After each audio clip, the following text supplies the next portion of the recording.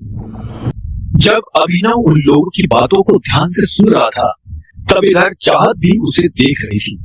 चाहत भी अब अभिनव की तरह उन लोगों की बातें सुनने लगी थी। जब उसके कान में उनकी बातें पड़ी, तो वो धीरे से हंसते हुए बोली, क्या डेयरिंग है यार इन लोगों की। दिग्पाल के होटल में बैठकर टाइगर की बातें कर रहे हैं। या तो इन्हें शराब चढ़ गई है, या फिर सच में इनमें बहुत हिम्मत है। इतना कहकर चाहत फिर से अपनी कुर्सी पर आराम से बैठ गई थी, लेकिन अभिनव अभी भी उनकी बातें सुन रहा था। चाहत लगातार अभिनव को देखे जा रही थी। उसे ना जाने क्यों यह आभास हो रहा था कि अभिनव उससे कुछ तो छुपा रहा था। वो औरों की तरह अभिनव के कपड़े नहीं देख रही थी, बल्कि उसकी नजर उसके चेहरे पर थी। उसकी आंखें, उसके बाल और उसकी त्वचा देखकर चाहत को ऐसा लग रहा था कि अभिनव किसी बड़े परिवार का वारिस था और वो इस चीज को छुपाने की कोशिश कर रहा था। लेकिन चाहत ने इस बारे में उससे आगे बात नहीं की। टाइगर सबसे बेस्ट है। इंडिया में तो क्या, आउट ऑफ इंडिया भी कोई उनका मुकाबला नहीं कर सकता। दिग्पाल तो दूर दूर तक नहीं, जॉनी ने कहा। उसके मुंह से ये सुनते ही एक आदमी ने जॉनी के मुंह पर अपना हाथ रखा और बोला, तुम्हारा टाइगर को लेकर जो ये प्यार है ना, ये तुम्हारी जान ले लेगा प्यार।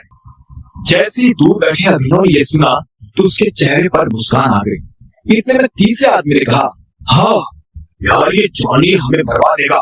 मुझे लगता है कि हमें यहाँ से निकल जाना चाहिए। तभी अभिनव की नजर एक काले सूट पहने आदमी पर पड़ी। उसने आंखों पर चश्मा लगा रखा था और काफी देर से उन तीनों को देख रहा था। जैसे ही वो तीनों आदमी अपनी जगह से उठकर वहां से बाहर निकले, वो आदमी भी उनके पीछे पीछे जाने लगा। जब वो अभिनव के बगल से निकला, तो अभिनव ने देखा कि उसके पास एक बंदूक थी। अभिनव को ये समझने में देर नहीं लगी थी कि वो दिग्पाल का आदमी था। अभिनव को ये भी समझ में आ गया था कि कुछ ही देर में उन तीनों लड़कों के साथ ये आदमी क्या करने वाला था। अभिनव! जब अभिनव अपने ख्यालों में खोया हुआ था, तभी चाहत ने चिल्लाते हुए कहा और उसे उसके ख्यालों से बाहर निकाल दिया। अभिनव ने उसे देखा और बोला, क्या क्या कह रही थी तुम मेरी दोस्त से झूठ बोल रहे हो। कौन सी दोस्त? अनन्या! चाहत ने जोर देते हुए कहा। अभिनव को एहसास हुआ कि उससे गड़बड़ हो गई थी। फिर भी उसने बात संभालने की कोशिश करते हुए कहा, नहीं, ऐसा कुछ नहीं है। मैं क्यों उससे झूठ बोलने लगा। और हाँ चाहत, मुझे अभी निकलना होगा, एक जरूरी मीटिंग है, मुझे उसके लिए जाना है। और फिर तुम्हें तो पता ही है, मैं अनन्या का पति हूँ। अगर घर पहुंचने में जरा भी देर हो गई तो वो मेरी जान ले लेगी। वैसे भी वो मेरे ऊपर बहुत शक करती है। शक तुम्हारे ऊपर? वो तुम्हें पसंद तक नहीं करती, उसके दिमाग में तुम्हारा ख्याल भी नहीं आता, तो फिर वो तुम्हारे ऊपर शक क्यों करने लगी? हाँ जानता हूँ, फिर भी अभी मुझे जाना होगा। क्या मैं तुम्हें घर छोड़ दूं? चाहत ने अभिनव के सवाल के जवाब में हाँ में सिर हिलाया और फिर थोड़ा हिचकिचाते हुए अपनी जगह से खड़ी होकर बोली, हम फिर कब मिलेंगे? जल्दी? अभिनव ने इस बात का कोई जवाब नहीं दिया और चाहत के साथ होटल से बाहर आ गया। जब वो बाहर निकला, तो उसने देखा कि जॉनी और उसके साथी पीछे की तरफ भाग रहे थे। अभिनव को ये सब ठीक नहीं लग रहा था। उसने चाहत से पूछा, तुम्हारा घर कहाँ है? अभिनव की आंखें आगे भी थी और पीछे भी। चाहत ने कहा, मुझे बस यही पास ही उतार दो, मुझे वहां एक छोटा सा काम है, मैं वहीं से निकल जाऊंगी। अभिनव ने राहत की सांस ली। चाहत उसका ज्यादा टाइम नहीं लेने वाली थी और वो लोग वहां से निकल गए। वहां पहुंचकर उसने तुरंत गाड़ी को रोका और दरवाजा खोल दिया। चाहत को समझ नहीं आ रहा था कि उसे इतनी जल्दी क्या थी। अभिनव ने कहा, और हाँ, मेरे साथ लंच करने के लिए थैंक्स। ये बात उसके दिल से निकली थी। अगर चाहत उसे अपने साथ नहीं लाती तो वो इन लोगों को भी नहीं देख पाता। चाहत ने भी मुस्कुराते हुए कहा, फिर मिलेंगे, और वो हाथ हिलाते हुए वहां से निकल गई। उसके जाते ही अभिनव ने फिर से पीछे देखा। उसने पाया कि वो लोग काफी दूर निकल गए थे। उन तक पहुंचने के लिए उसे यू टर्न लेना था, लेकिन यू टर्न बहुत आगे था। ऐसे में अभिनव ने रिवर्स गियर डाला और गाड़ी को जितनी तेजी से हो सकता था उतनी तेजी से पीछे की तरफ दौड़ाने लगा। वो अक्सर अपने पिता को गाड़ी ऐसी ही पीछे की तरफ दौड़ाते हुए देखता था। तब उसे समझ नहीं आता था कि उसके पिता ये क्या कर रहे हैं। अब उसे महसूस हो रहा था कि उसके पिता उसे आज के लिए तैयार कर रहे थे। अभिनव पीछे चलता जा रहा था। आसपास से काफी सारी गाड़ियां निकलते जा रही थी। अभिनव बहुत ध्यान और तेजी के साथ उन लोगों की तरफ बढ़ता जा रहा था। इस बीच एक गाड़ी से वो टकराने ही वाला था कि इतने में उसने ब्रेक लगाया और गाड़ी को आधा घुमा दिया। साला पागल हो गया क्या? दूसरे आदमी ने चिल्लाते हुए कहा। अभिनव ने बस अपना कान पकड़ लिया और फिर से गाड़ी को रिवर्स में ले जाने लगा। कुछ देर के बाद जब अंधेरा होने लगा तब अभिनव की गाड़ी उन लोगों के पास जाकर खड़ी हो गई थी जो एक आदमी को घेर कर खड़े थे। उन लोगों के पास पहुंचकर अभिनव को पता चला कि वो लोग उस लड़की को मार रहे थे। रुको! इतने में अभिनव ने चिल्लाते हुए कहा। उसकी आवाज सुनकर सभी रुक गए और पलटकर देखने लगे। अभिनव एक कदम उनके पास आया और बोला, क्यों उस बेचारे को मार रहे हो? तो उससे मतलब है तभी तो यहाँ खड़ा हूँ। अगर जिंदगी में आगे भी खड़ा ही रहना चाहते हो तो चुपचाप यहाँ से चले जा, वरना इसकी तरह लंबा कर दूंगा। एक हट्टे कट्टे से आदमी ने अभिनव को घूरते हुए देखा और कहा। ये सुन अभिनव को हंसी आ गई। उसने कहा, अरे ये लाइन तो मैं तुझे बोलने वाला था, तूने मेरी लाइन छुड़ाई। अब तो तू और ज्यादा मार खाएगा। अभिनव के मुंह से ये बात सुनकर उन लोगों को और ज्यादा गुस्सा आ गया। उन लोगों का लीडर आगे आया और बोला, अरे हीरो बन रहा है क्या? है?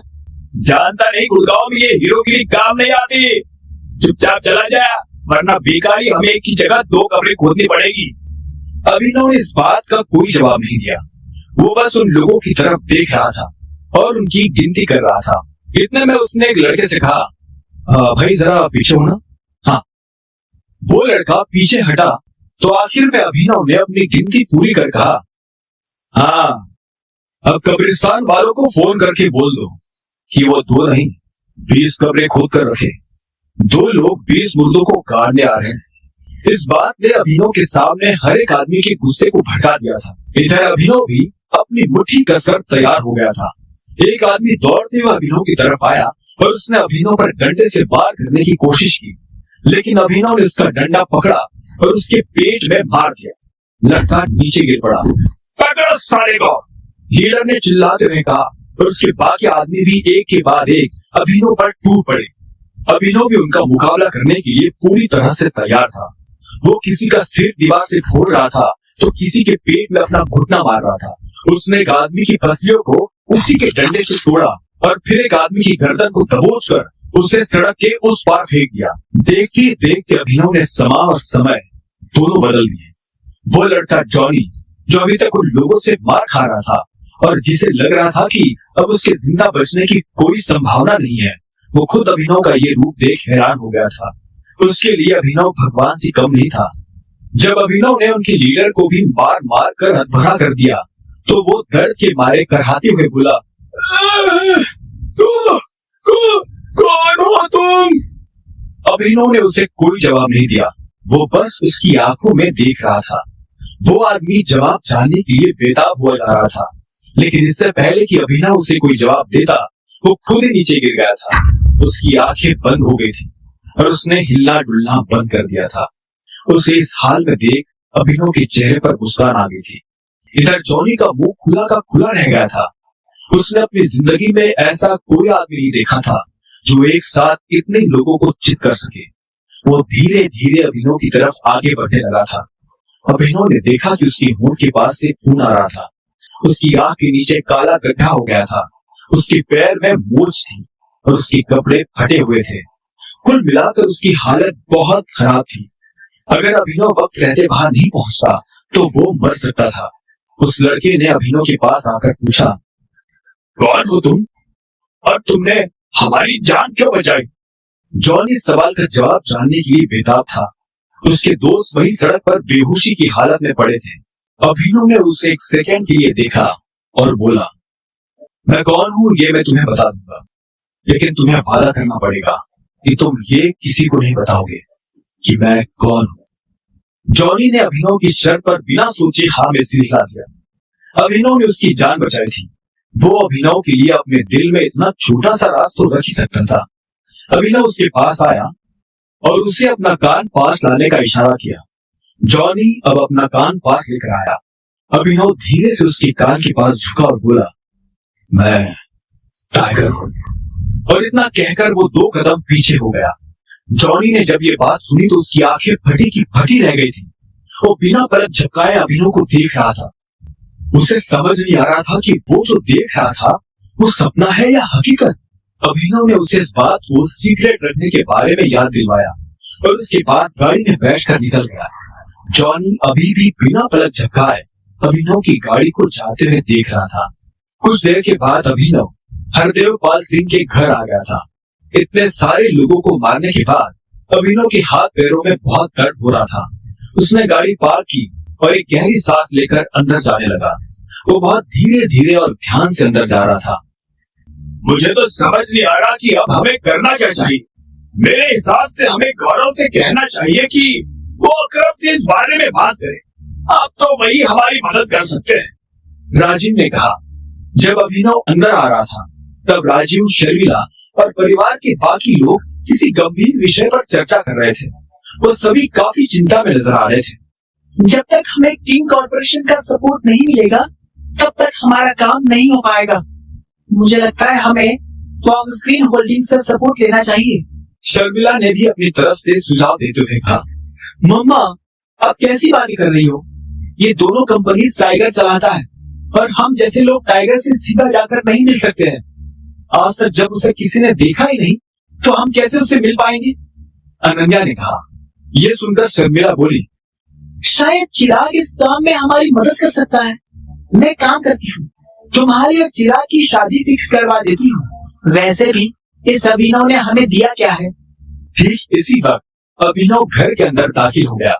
उसे पूरी बात तो समझ नहीं आ रही थी, लेकिन जितना उसने सुना उसे सुनकर उसे लगा कि अनन्या की कंपनी किसी बड़ी मुसीबत में फंसी हुई थी। हेलो, नमस्ते, अभिनव ने अपने चेहरे पर मुस्कान लाते हुए कहा। वो भले ही कितना भी थका हुआ था, लेकिन वो इन लोगों को पता नहीं चलने देना चाहता था कि वो क्या करके आया है। जैसे ही अभिनव ने चहकते हुए नमस्ते किया तो शर्मिला, अनन्या और राजीव उसे देखने लगे। उनकी आंखों में एक अजीब सा गुस्सा था। अभिनव उनकी आंखें देख हैरान हो गया। अभिनव को ये तो नहीं लग रहा था कि वो लोग मुस्कुराते हुए उसका स्वागत करेंगे, लेकिन आज जिस तरह का गुस्सा उनकी आंखों में नजर आ रहा था उसे देखकर अभिनव को कुछ अजीब लग रहा था। अब आगे क्या होने वाला था? आखिर क्यों सब लोग अभिनव से गुस्सा थे और किस परेशानी में फंसी थी अनन्या? क्या अभिनव उसकी परेशानी हल कर पाएगा? जानने के लिए सुनते रहिए द रिटर्न ऑफ टाइगर, सिर्फ पॉकेट एफएम पर।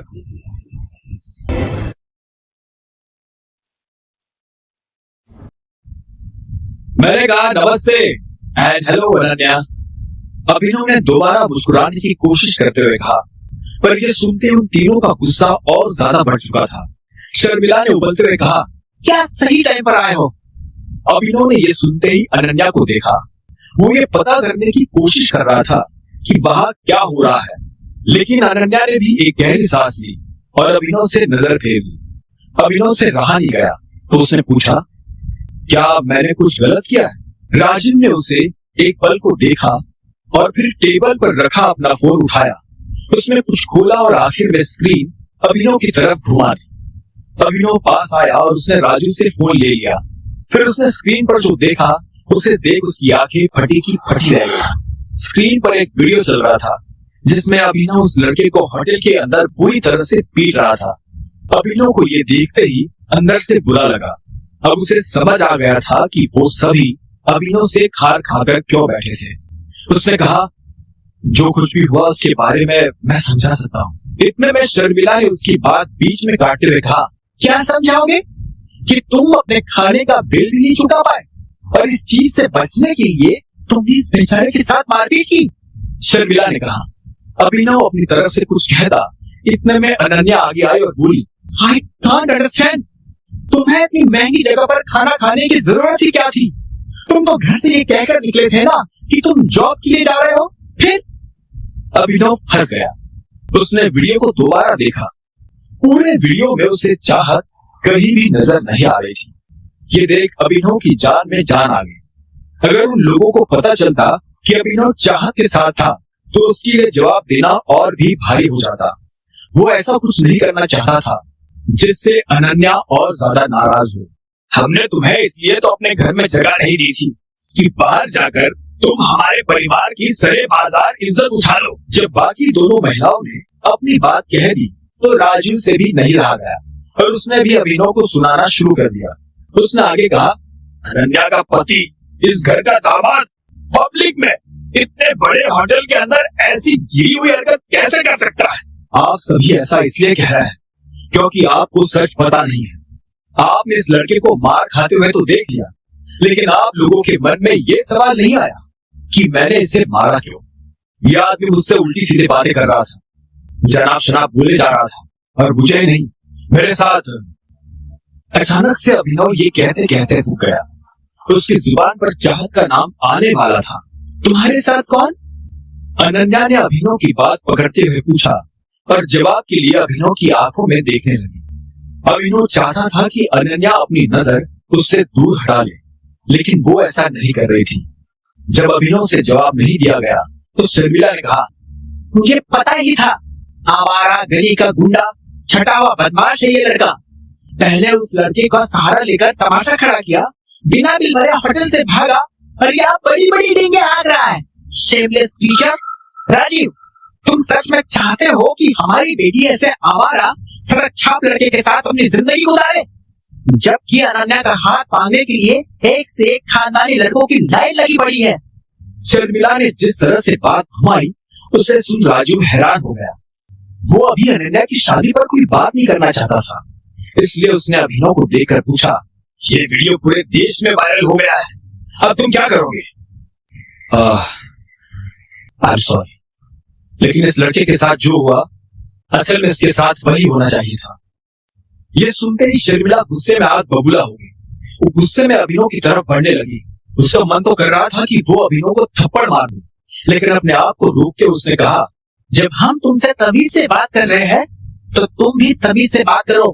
परिवार की नाक कटाने के बाद कह रहे हो कि ये जो तुमने किया वो सही किया, और तुम्हें क्या लगा तुम्हारे ऐसे बोलने से हम तुम्हें गले लगाएंगे, शाबाशी देंगे?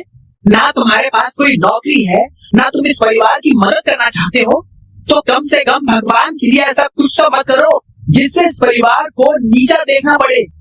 शर्मिला, शांत हो जाओ। राजीव ने शर्मिला को रोकने की कोशिश की। नहीं राजीव, इस बार नहीं, मैं पापा जी से बात करके रहूंगी। ऐसा नहीं चलने वाला है। ये लड़का इस घर में जमाई बनकर तो क्या, नौकर बनकर भी नहीं टिक सकता। अच्छा हुआ कि दोनों की ऑफिशियल शादी नहीं हुई, वरना हम जिंदगी भर अपनी बच्ची को क्या मुंह दिखाते। तुम्हें क्या लगता है पापा मानेंगे? वो अपने फैसले से पीछे हटेंगे?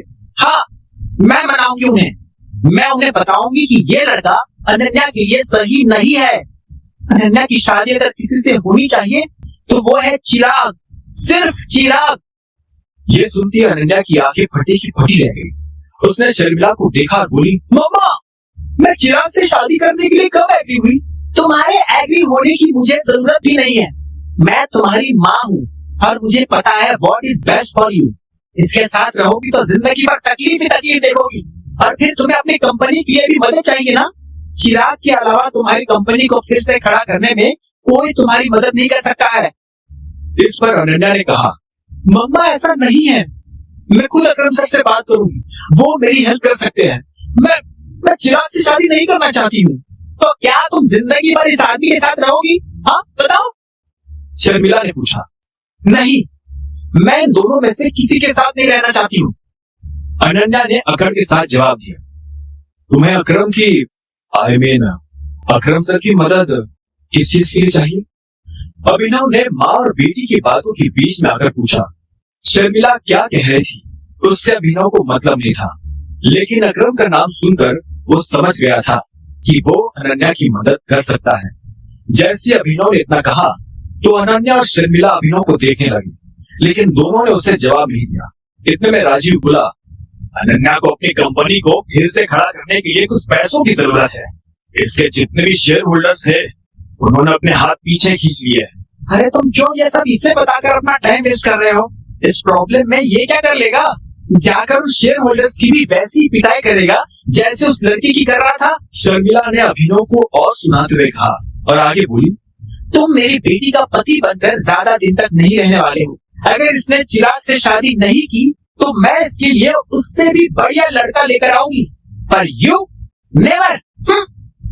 इतना कहकर शर्मिला अपने कमरे में चली गई। राजीव ने भी फोन उठाया और अंदर चला गया। उन दोनों के जाते ही अभिनव ने गहरी सांस ली और अनन्या की तरफ देखते हुए बोला, तुम्हें कितने पैसों की जरूरत है? AK लिमिटेड के साथ पार्टनरशिप की जा सकती है, लेकिन अकरम सर कभी इस चीज के लिए राजी नहीं होंगे क्योंकि इसमें उनका कोई फायदा नहीं है। अनन्या ने ठंडे सुर में कहा। उसकी नजर में अभिनव इस दुनिया का आखिरी इंसान था जिससे वो इस बारे में बात करना चाहती हो। अभिनव ने धीरे से कहा, ठीक है, मैं तुम्हारी मदद करूंगा। अनन्या ने यह सुनते उसे ध्यान से देखा और बोली, तुमसे एक चीज शेयर करूं? I hate you. और आज जो तुम करके आए हो ना, उसकी बात तो I hate you a lot. अगर तुम ये सोच रहे हो कि ये मदद नाम का लॉलीपॉप मेरे हाथ में पकड़ा कर तुम मेरी नजर में सही साबित हो जाओगे तो तुम गलत हो। तुम अपने पैसों से एक सूट तो खरीद नहीं सकते, मेरी क्या मदद करोगे? फिर भी if you want to help me then please get out of my life right now. Ananya मेरी बात तो सुनो। अगर एक बार और मेरा नाम लिया तो मैं पुलिस बुला लूंगी। इतना कहकर अनन्या ने गुस्से में अपना फोन उठाया और अपने कमरे की तरफ बढ़ने लगी। अभिनव को समझ नहीं आ रहा था कि वो कैसे अनन्या को समझाए। उसने गहरी सांस ली और हिम्मत करके उसके पीछे जाने लगा। उसने कहा, मैं मजाक नहीं कर रहा हूं। तुम जिस प्रॉब्लम से डील कर रही हो उसमें मैं तुम्हारी मदद कर सकता हूं। ये सुनते ही अनन्या ने चिल्लाते हुए कहा, बकवास करना बंद करो अभिनव, इनफ। तुम कुछ नहीं कर सकते हो। Ananya, trust me, I have a job.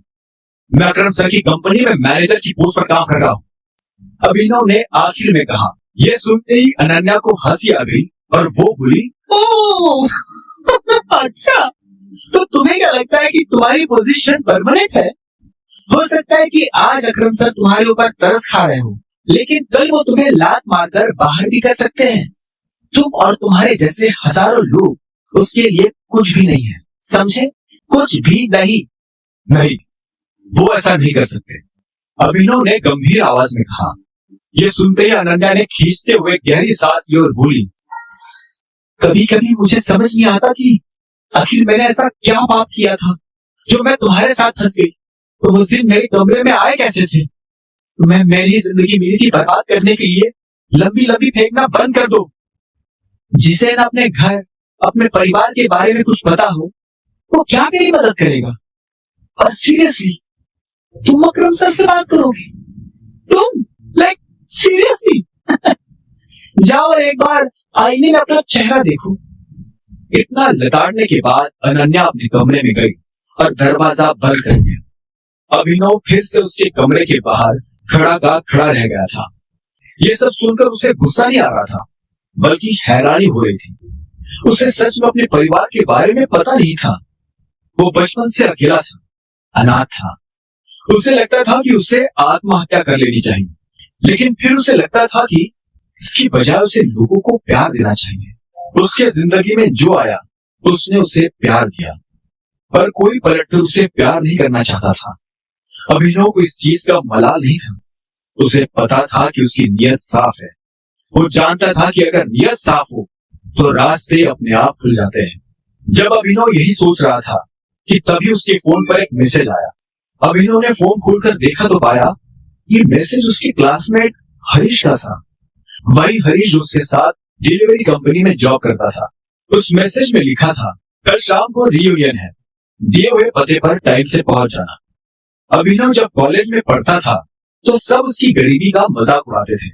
कोई उसके पास नहीं आना चाहता था। इस रियूनियन में भी उसे इसी कारण से बुलाया जा रहा था, पर फिर भी वो जाता। अभिनव ये सोचकर फिर से नौकरों के कमरों की तरफ बढ़ने लगा।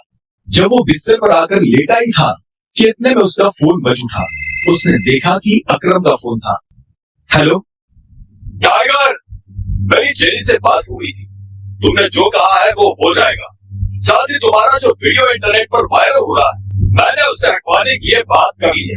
अभी थोड़ी देर में वीडियो सभी जगह से गायब हो जाएगा। थैंक यू अकरम। पर हाँ, मैंने अपना मन बदल लिया है। मुझे तुम मैनेजर से नीचे वाली कोई पोस्ट देना। क्या? अकरम, असल में मुझे तुम्हारी मदद की जरूरत है। अनन्या किसी प्रॉब्लम में फंसी हुई है और तुम ही उसे निकाल सकते हो। मैं ये भी नहीं चाहता हूँ कि अनन्या और उसके परिवार को पता चले कि मैं कौन हूँ। तो मैं उन्हें कह दूंगा कि मैंने अपनी मैनेजर की पोजीशन अकरम को बनाने के लिए कॉम्प्रोमाइज की है और साथ ही उनसे कहा है कि वो चाहे तो कुछ वक्त तक मुझे कम सैलरी भी दे सकते हैं। क्या बात है, बहुत बढ़िया। इससे तुम्हारा काम भी हो जाएगा और पहचान भी छुपी रहेगी। हाँ, अच्छा, और एक चीज, अभी कुछ दिनों में एक ऑक्शन होने वाला है, अलैना भी वहां आने वाली है, उससे मिलने का इससे बढ़िया मौका तुम्हें नहीं मिलेगा, अकरम ने कहा। यह सुनते ही अभिनव के बदन में झुरझुरी सी दौड़ गई थी। बलराज और डीके ने अभिनव को अलैना के बारे में इतना बोल दिया था कि अब वो उससे से जल्द मिलना चाहता था। अब आगे क्या होने वाला था? क्या अपनी पहचान छुपाकर अभिनव अनन्या की मदद कर पाएगा? और क्या होगा जब अभिनव मिलेगा अलैना से? जानने के लिए सुनते रहिए द रिटर्न ऑफ टाइगर, सिर्फ पॉकेट एफएम पर।